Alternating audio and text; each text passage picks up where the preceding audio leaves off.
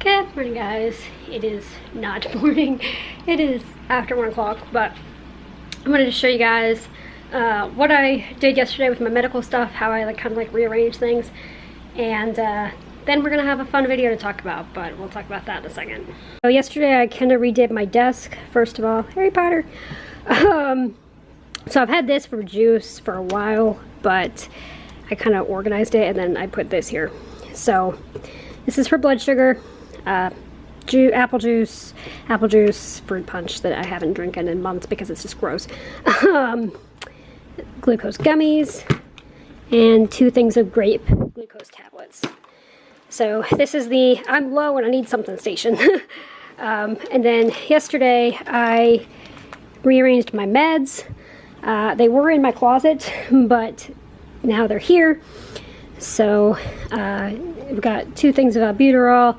All that stuff in here is the stuff that is changed on a weekly basis when I fill up my pill case, so it just stays in this bag. My Trikafta's in the kitchen, but that's the only thing that's not here because my pill case is in the kitchen. The birth control for the mental health, and then all of these bottles right here, this is all Creon. So 1, 2, 3, 4, 5, 6, 7, 8, 9, 10, 11, 12, 13, 14 bottles of Creon. I don't think I'm hurting for enzymes anytime soon.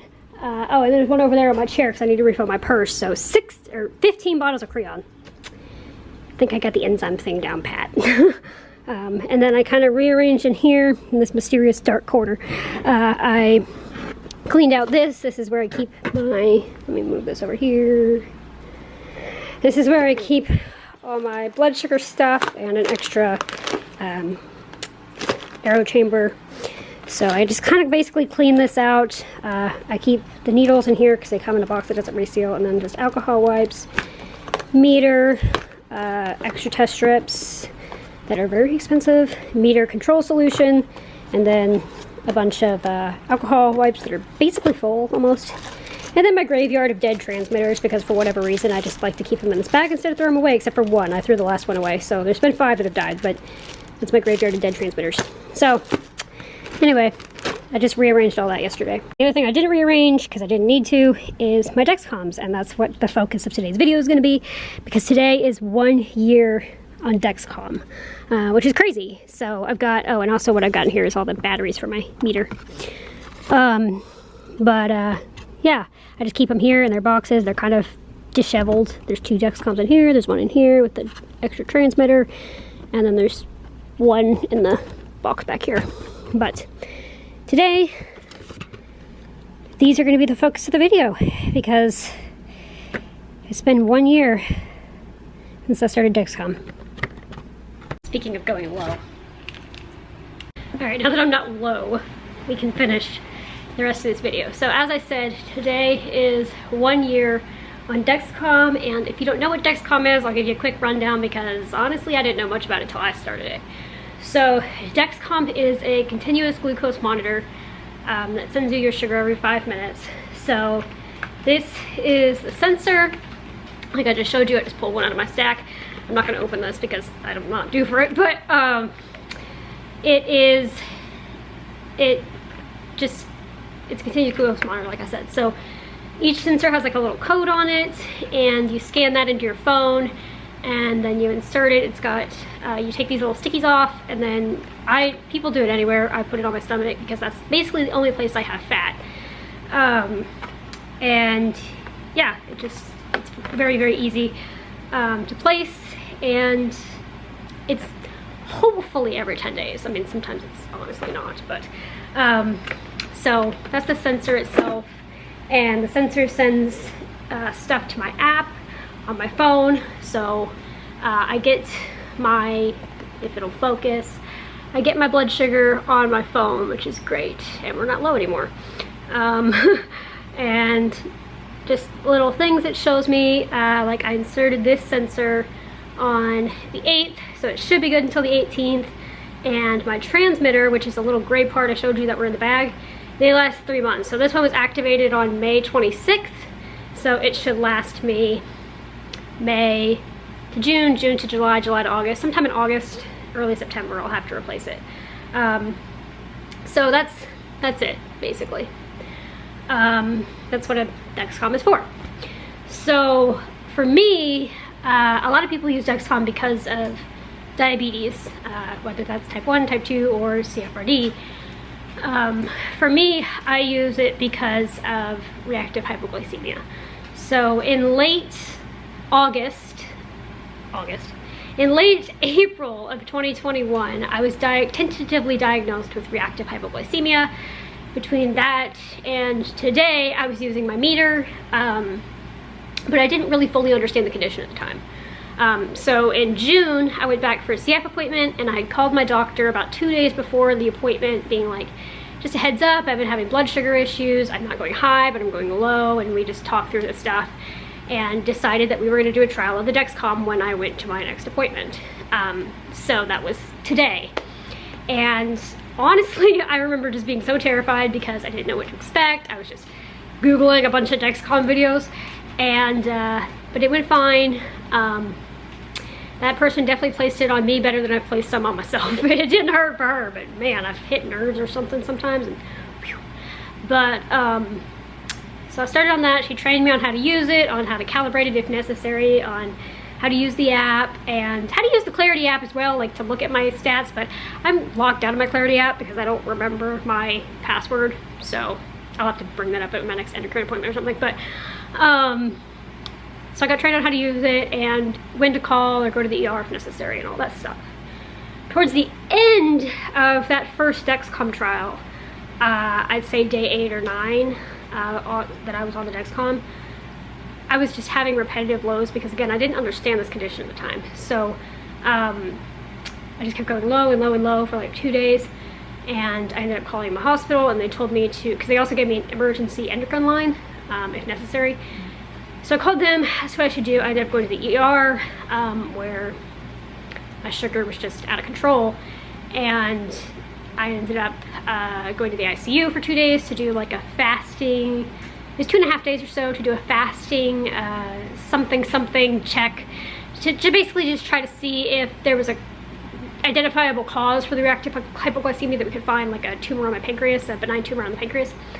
I think it's like an insulinoma or something. So they were checking for that, so I was in the ICU then, which was just not fun. But that did not come back positive. So then I spent a couple more days in the hospital, out of the ICU, and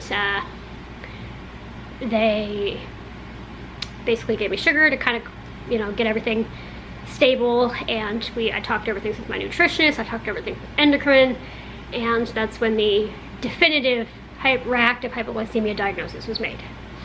So that's kind of the background of what happened. And so since then, it was a long fight for a while. For a while, I was using sample Dexcoms from my endocrine clinic until about July of 2021. And then my insurance approved it, and the rest is history. So I'm very thankful that it's a tool that I have. It is so much easier to manage with this versus just trying to use the meter. Now, most of the time, I'd say about 90% of the time, I can tell when I'm low. But if I've had a day where I've had multiple lows, or like just a really severe bad low, sometimes I won't feel the consecutive lows, which the nice thing about reactive hypoglycemia versus like diabetes, for example, is I don't have to take insulin, but 2, I have less of a chance of like just completely passing out versus somebody that takes insulin. Not saying it can't happen, because I've come close a few times, but I have less of a chance, so it's a little bit safer in a way. Basically what happens with reactive hypoglycemia is my pancreas is just like, when I first eat food, it's just like, okay, this is all good. And sometimes I'll go high, like I think the highest I ever went was like 270, but normally I will just go like 120 to 160, 80-ish. So it'll just like be this gradual rise after I eat, and then instead of being like this gradual fall and then stable out, my pancreas freaks out, dumps way too much insulin into my system, and I go from going this gradual up to just like, and I don't know why this is unfocused now. Focus. Focus. Thank you. So that's basically what's happening. And so as far as like physical health goes, having the Dexcom has been just a gift because it's made my life so much easier. On the mental side of things in this past year, in the beginning, I was very overwhelmed. I was like, well, this is just another thing I have to add to my, you know, health, and something else I have to keep on top of. Something that even today still gets frustrating. Like, I took the dog out for my brother after I ate, and that's why I went low. But, so a year ago, I was just feeling completely overwhelmed, completely just like I couldn't do this. I'm very, very thankful for my endocrine team and my CF team for helping me, and I'm very thankful for a diabetic friend that helped me a lot. And over time, things got easier. It took me a while for some reason to get over this like panic when I was putting the Dexcom on myself. I just was very uncomfortable with it for a while, but it was something I had to do. And I would say, honestly, until about maybe 3 or 4 months ago, I was still uncomfortable with it, but it's gotten to the point now where, for the most part, I'm fine with it. It doesn't bug me that much anymore. And I said, as like a joke, I used to be the kind of person that'd be like, I could never stab myself with a needle because, I mean, the lancet obviously is a needle, but then there's also a needle in here. I was like, I could never stab myself with a needle. Well, a year later, year and 2 months later, since I started using needles, it's like, yep, it's a needle.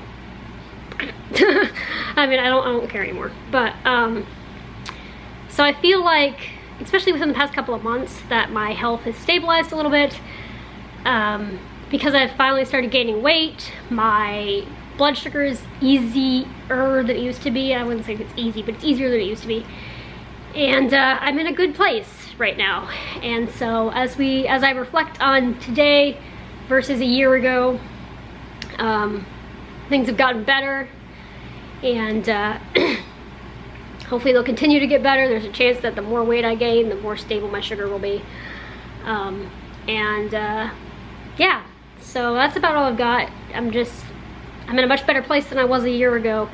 I'm thankful for this tool that I have, and I'm thankful that if I do have to have blood sugar issues, at least I have the Dexcom to help me out with it. So that's all I got for today. Here's to 1 year, and I guess many more. I'm not gonna say hopefully many more, because I don't want many more years of blood sugar issues, but probably many more. And we'll keep on keeping on. So thank you guys so much for coming along, and I'll see you guys tomorrow. Good night.